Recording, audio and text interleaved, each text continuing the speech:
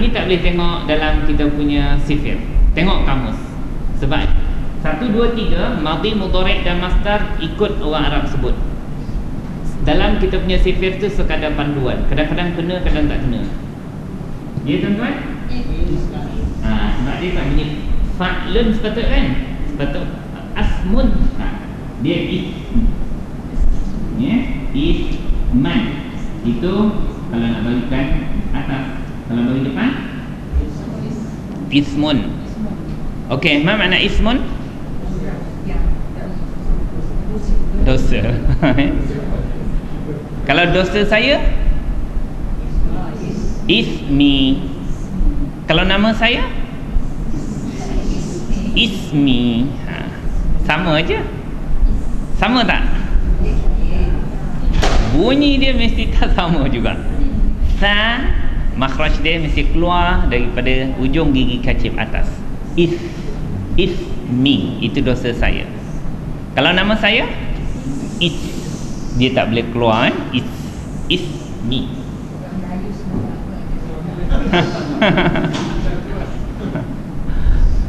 Okey.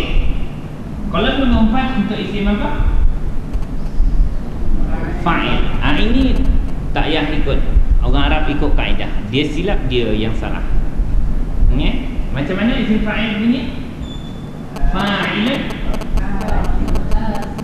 Asimun. Apa makna asim? Orang yang berdosa. Ini dia. Ni Asimun, orang yang berdosa. Tapi dia isim ni bagi atas sebab apa? Sebab dia maf'ulun bih. Dia bagi hujung itu mesti ada sebab. Tapi sebut dia asimun, asimin ke, asiman ke, semua kena baris dengan apa ni? Dengan sebab lah. Asiman iaitu orang yang berdosa. Orang yang berdosa. Siapa dia orang berdosa?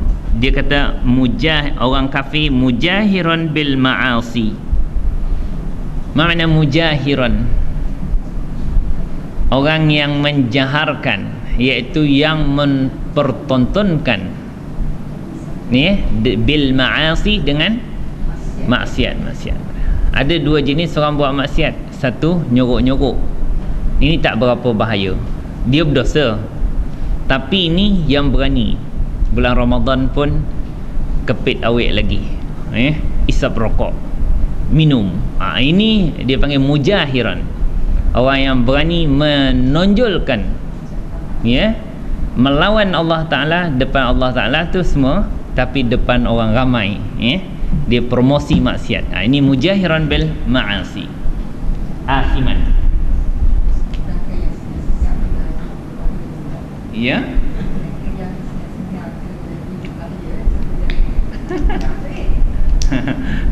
Memang berdosa. Tapi yang ini ada lagi bahaya kerana dia mempromosi. Asiman au. Makna au. Haraf apa tu? Ataf. Apa perkataan selepas dia? Kafuran. Apa makna kafuran? Dia kalau atas pattern isim fa'il, dia jadi fa'ilun, jadi kafirun. Kafirun maknanya orang yang kafir. Tapi kalau kafurun, orang yang sangat kufur. Ini dipanggil sirah mubalaghah, melampau. Sirah mubalaghah. Dalam buku baru ada. Kalau ghafir, makna ghafir yang mengampunkan. Kalau Allah bersifat dengan ghafur, maha pengampun, melampau sangat pengampunan dia. Daripada usia balik dia sampai umur 67 tahun buat maksiat dia. Tiba-tiba sebelum mati minta ampun pada Allah. Allah ampunkan tak? Ampun, melampau betul. Pengampunan Allah tu melampau-lampau. Dia 67 tahun dia buat maksiat, dia minta ampun dalam beberapa ketika sebelum mati dia pun dapat melampau keampunan Allah Ta'ala tu. Kalau syakir, makna apa syakir? Yang bersyukur. Tetapi kalau sifat Allah, apa dia? Syakur. Apa makna syakur? Maha berterima kasih. Semua yang hamba buat secara ikhlas tu, dibalasnya lagi berganda-ganda. Tak cukup dibagikan syurga. Syurga tu tak habis-habis sampai kekal, ambil je lah. Itu terlampaulah Allah tu sifat dia maha berterima kasih. Patut bagi apa-apa yang kita buat, patut-patutlah bagi. Ni habis dia bagi dia, sampai kekal abadi nikmat tu. Ini menunjukkan keterlampauan atau perbuatan itu berlaku secara terlalu kerap, melampau kekufurannya, melampau pengampunannya, melampau syukur dia, terima kasih dia. Okey, ini maksud kafur. Kafur ini disebutkan boleh beza kafur dengan kafur. Ingat kafur dulu? Itu minuman dalam syurga tu, air kafur tu. Itu sedap. Okey. Kafur di sini maknanya ialah mughalian fi kufrihi. Mughalian, orang yang melampau-lampau, yang melampau-lampau fi kufrihi, dalam kekufurannya. Jadi difahami oleh ulama tafsir bahawa ini menunjukkan keterlampauan mereka. Siapa dia ni? Orang yang berdosa, yang terang-terang buat dosa, ataupun orang yang sangat kufur kepada Allah Ta'ala dan Nabi-Nya. Kata Imam Qatadah, bahawa ayat ini diturunkan kepada Abu Jahal. Padahal pun dapat gelaran kafur,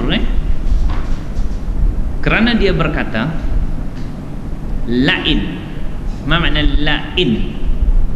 Lam taukid, sungguh, jika ra'aitu, aku melihat Muhammadan, Muhammad, kalau aku tengok Muhammad yusalli, sedang sembahyang, la ata'anna, lam taukid, sungguh, pasti, ada nun taukid hujung, nescaya, pasti, sungguh, ata'anna, aku pijak, ala unuqihi, atas tengkuk dia masa dia sujud. Aku akan pijak Muhammad ni kat tengkuk dia masa dia sujud. Lalu Allah kata fasbir. Apa makna fasbir? Bersabarlah oleh engkau wahai Muhammad. Nabi Muhammad bila dapat berita ni sedih. Dia bukan buat apa-apa, tapi itu yang dia dapat daripada kaum dia sendiri. Lalu Allah kata isbir, sabarlah oleh engkau wahai Muhammad, li hukmi, bagi hukum rabbika, Tuhan kau. Maknanya hukum Tuhan kau, semua hukum di sini asalnya ialah hukum menyampaikan risalah, wajib. Wala tuti', janganlah engkau taati, ikuti, turuti, minhum, dari kalangan mereka, dari kalangan orang kafir itu, asiman, orang yang berdosa, au kafuran, orang yang sangat kufur. Kenapa kafuran bagi atas? Lepas haraf ataf dipanggil ma'tuf. Ma'tuf ni bagi apa? Mengikut baris sebelumnya, iaitu asiman. Sebab tu dia bagi atas. Boleh? Semua perkataan yang terletak selepas harf ataf, isim selepas harf ataf dipanggil ma'tuf. Dia akan mengikut baris sebelumnya saja.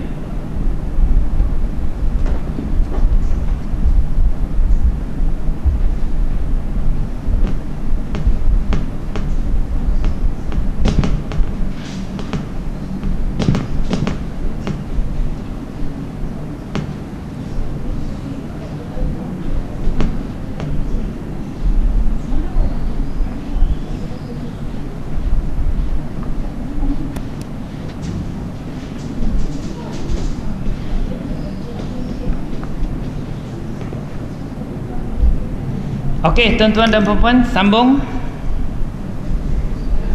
Wa atau sambung. Satu lagi perintah Allah. Macam mana nak sebut satu-satu? Uzkur. Bila tuan-tuan tahu formula kolam 26 untuk fi'il amar, Uzkur.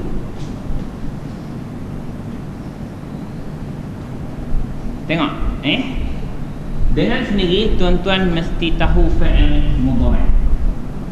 Ikut kaedah mesti kaf dia bagi apa?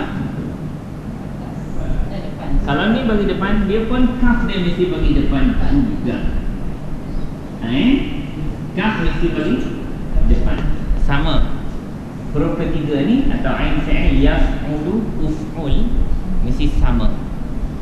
Bermakna kita akan dapat bariskan lah fi'il mudhari' dia. Apa dia? Yazkuru. Kalau nak confirm satu-satu, tengok apalah fi'il madhi dia. Macam mana orang Arab sebut? Zakara yazkuru, bermakna kita akan tahu ini sifir berapa. Fa'ala yaf'ulu. Fa'ala yaf'ulu sifir satu. Fa'ala yaf'ulu, ya, zakara yazkuru, uzkur. Apa makna zakara?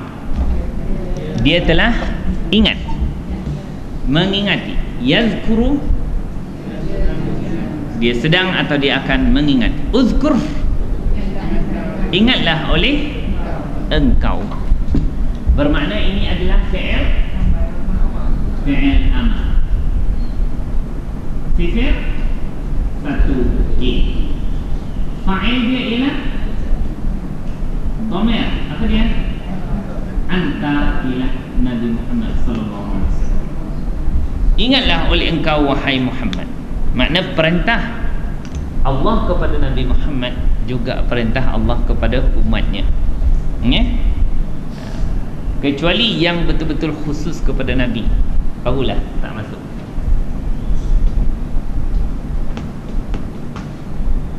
Jadi bila kita jumpa fi'il, kita dah cari fa'il, dah jumpa. Lepas tu kena cari maf'ulun bih baris atas. Mana dia? Isma. Wadhkur isma. Wadhkur isma. Sebab tu dia baris atas. Kalau disambungkan dua huruf yang mati, dia akan jadi wadhkur isma. Bermakna ini dipanggil hamzah ni, hamzah apa? Wasal. Ada tanda sad macam tu dalam Quran kita. Tanda sad kecil itu hamzah wasal. Makna dia tidak berbunyi ketika mana disambung.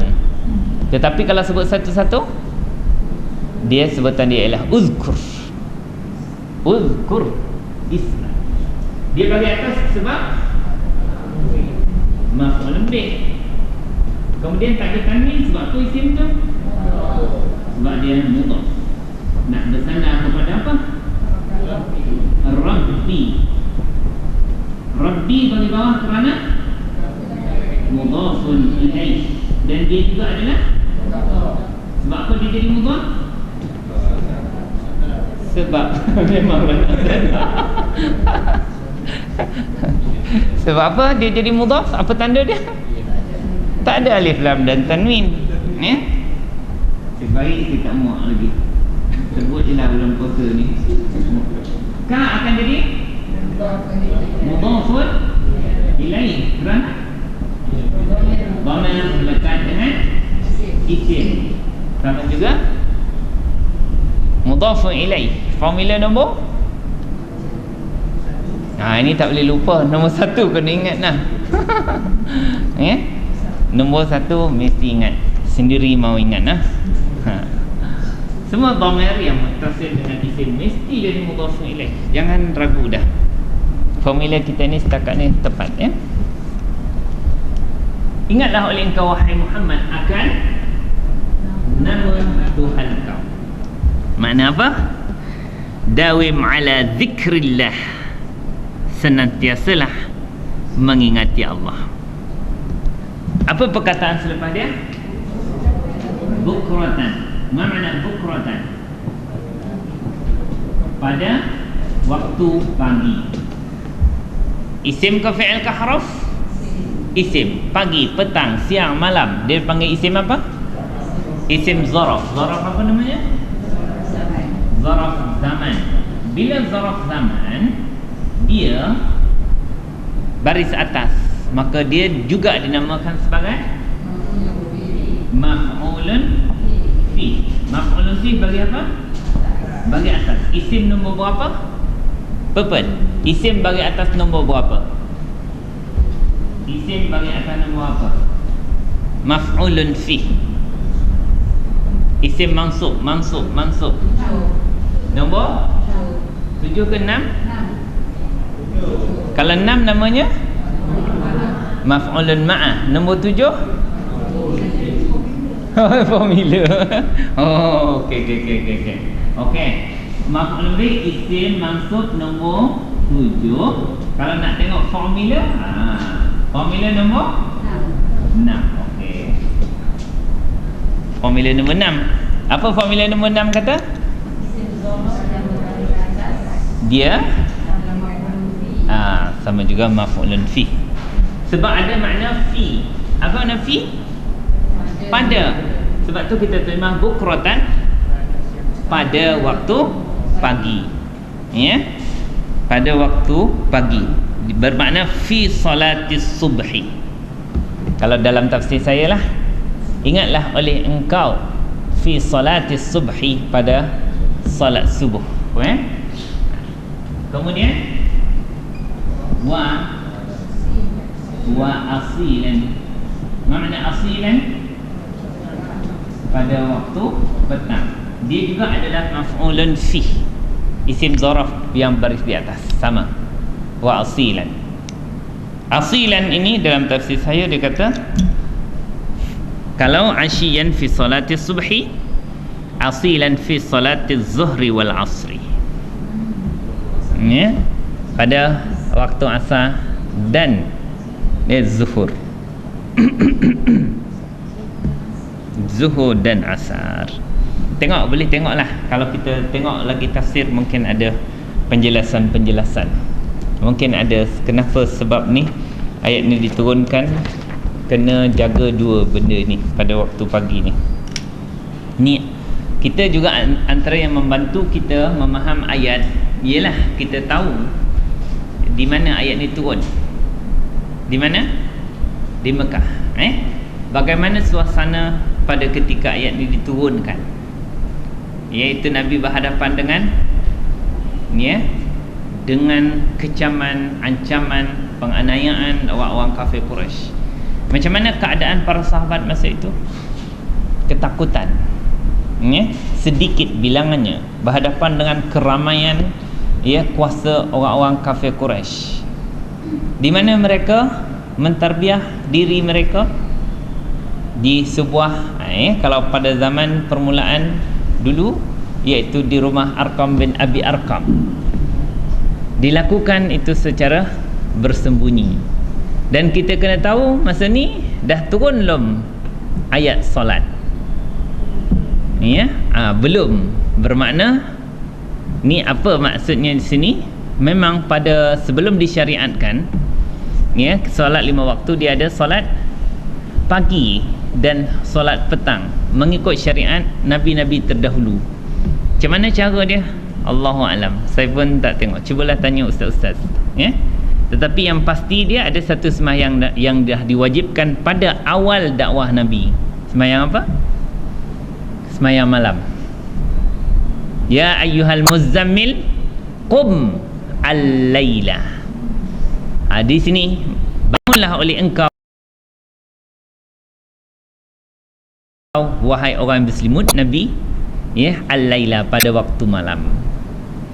Jadi maknanya pada permulaan dulu yang wajib tu ialah sembahyang malam tu, sampai dinasahkan hukum dia apabila 5 waktu diwajibkan. Jadi sembahyang malam telah turun level dia kepada sunat, tetapi ia tidak ditinggalkan oleh Nabi dan para sahabat, pertama kerana kepentingan sembahyang malam tu, dan yang keduanya kerana dia orang dah biasa, dah seronok, tak boleh tinggal, dah menjadi darah daging.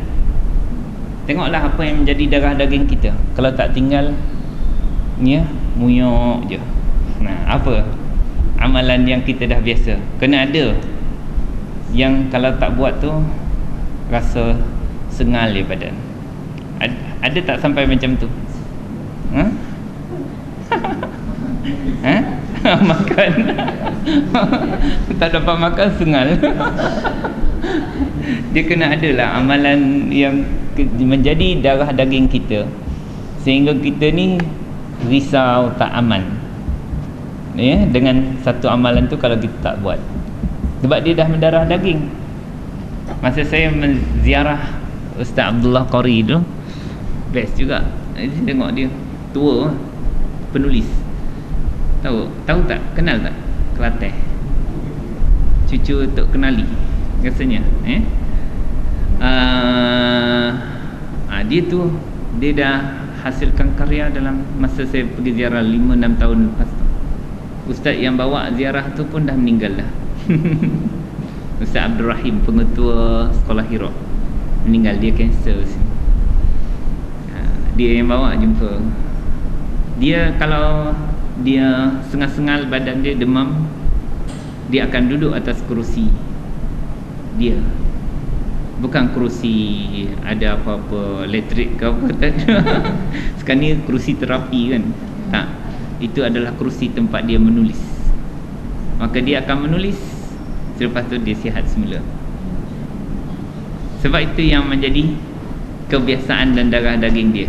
Dia menterapikan diri dia dengan kebiasaan dia. Macam kita punya datuk lah, menyang kita kan, kalau dia demam sikit-sikit, dia buat apa? Cangkul, menepas, keluar peluh, sihatlah.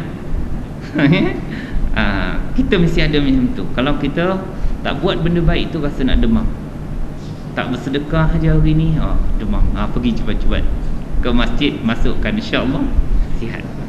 Kita sendiri yang mencipta terapi diri kita tu. Tengoklah tuan-tuan, cuba jadikan kalau tak datang kelas bahasa Arab seminggu, Allah, sakit lutut.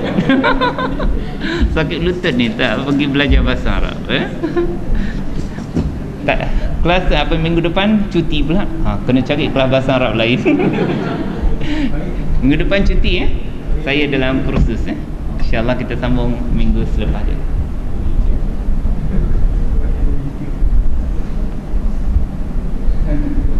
Ni komputer, tak tengok komputer tu bang. Macam sekarang, kalau tak tengok kita punya handphone, waktu tak duduk kat dunia dah, duduk kat bulan, tak tahu cerita. Yang pelik dia lepas semayang, Assalamualaikum, dah kejar tu. Dahsyat, kenangan komputer ni. Tengok kita dah, banyak juga kemudahan sekarang. Al-Quran boleh berbaca dalam komputer, dalam kita punya handphone. Tengok kat masjid negeri tu, saya tak boleh baca sebab dia gelap. Tengok orang ada handphone, relax dia baca, terang. Okey tuan-tuan, seterusnya wa minal laili, Al-Ataf lagi, sambung lagi perintah Allah Ta'ala. Apa lagi? Minal laili. Asal kalau sebut satu-satu, min al-laili, daripada waktu malam. Maknanya ini dia panggil min, maknanya tab'id, menunjuk sebahagian, daripada sebahagian malam, menunjukkan bukan semua, daripada sebahagian waktu malam. Itu apa dia? Lepas tu macam mana kita nak dapat baris ni? Ya, kalau kita dah tahu baris ni, bermakna kita tahu fi'il ni, fi'il apa ni? Amar. Maknanya jim bagi depan, usjud. Bermakna jim pada fi'il mudhari' dia mesti bagi depan juga. Ya. Dia akan jadi macam mana? Yasjudu. Tahu fi'il amar? Mesti tahu fi'il mudhari. Bermakna fi'il madhi dia akan bunyi sajada. Yasjudu bermakna sifir. Bila dah tengok kamus macam tu, kita akan dapat tentukan dia adalah pattern satu A. Fa'ala yaf'ulu uf'ul. Sajada yasjudu usjud. Biasakan dengan permainan tu, sehingga mahir. Okey, kalau sebut satu-satu dia ialah fa usjud. Bila disambungkan fasjud.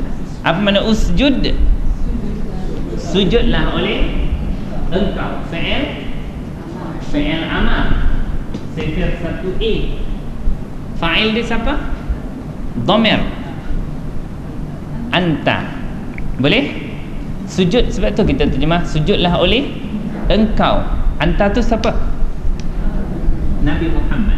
Sujud ni simbolik kepada apa? Sembahyang. Tapi kalau minal lail, daripada sebahagian malam, maka hendaklah engkau sujud. Sujudlah oleh engkau. Maknanya apa tu? Itu sembahyang malam. Iaitu sembahyang apa tu? Tahajud. Tahajud mana apa? Sifir berapa? Okey, sifir berapa? 9. Macam mana sifir 9 berbunyi? Tafa'ala. Tafa'ala. Cuba bariskan. Tafa'ala. Tahajjada. Fi'il mudhari' bunyinya yatafa'alu. Yatafa'alu. Yatafa'alu. Yatahajjad. Masdar bunyi macam mana? Tafa'ulun. Tafa'ulun. Tafa'ulun. Ya. Inilah yang kita sebut sembahyang tahajud tu. Tahajud. Tahajjudun. Lompat kolom nombor 6, fi'il amar. Macam mana bunyinya? Tafa'al. Tafa'al. Tafa'al. Bariskan. Tahajjad. Tahajjada, dia telah bangun malam. Ya tahajjadu, sedang atau akan bangun malam. Tahajjudun, jangan sebut pembangunan malaman pula. Bangun malam je lah. Sebab tu kita sebut solatut tahajjudi. Solat jadi mudhaf. Tahajjud jadi mudhafun ilaih. Tahajjudun telah menjadi tahajjudi. Usalli sunnata tahajjudi. Sembahyang bangun malam. Tahajjud,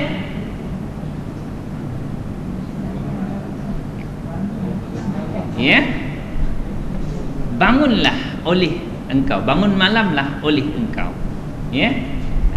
Wa minal laili fatahajjad bihi nafilatan laka.